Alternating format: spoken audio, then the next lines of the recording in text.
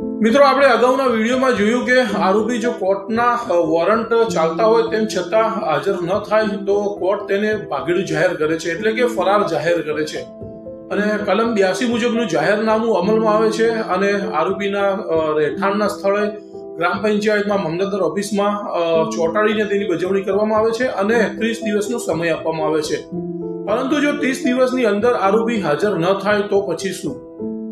તો પછી મિત્રો તેની ઉપર કયો બીજો ગુનો દાખલ થાય છે એ પણ જાણવું બહુ જરૂરી છે. તો ચાલો મિત્રો આપણે જાણીએ કે ભાગેડુ જાહેર થયા પછી પણ જો આરોપી હાજર ન થાય, એટલે કે સમય મર્યાદામાં જો આરોપી હાજર ન થાય તો તેની સામે બીજો કયો ગુનો દાખલ થાય છે.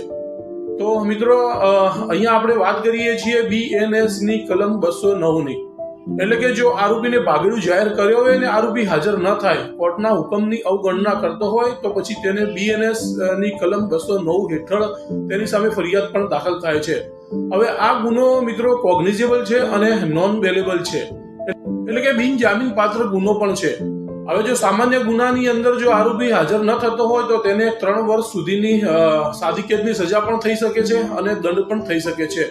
હવે જો કોઈ ગંભીર ગુનામાં આરોપીને ભાગેડુ જાહેર કર્યો હોય, જેવો કે મર્ડરનો કેસ હોય, કોઈ બલાત્કારનો કેસ હોય, તેવા ગંભીર પ્રકારના ગુનામાં આરોપીને ભાગેડુ જાહેર કર્યો હોય અને જો હાજર ન થાય તો તેની સામે BNS ની કલમ 209 મુજબની ફરિયાદ દાખલ થઈ શકે છે અને 7 વર્ષની સજા અને દંડની સજા પણ કરી શકે છે. તો ભાગેડુ જાહેર થયા પછી પણ આરોપી જો હાજર નથી થતો તો તેની સામે એક નહીં પણ 2 ગુના દાખલ થશે. એટલે કે એક તો જેનો મૂળ જે ગુનો છે તે ચાલશે અને તેના સિવાય 209 મુજબનો ગુનો પણ દાખલ થાય છે.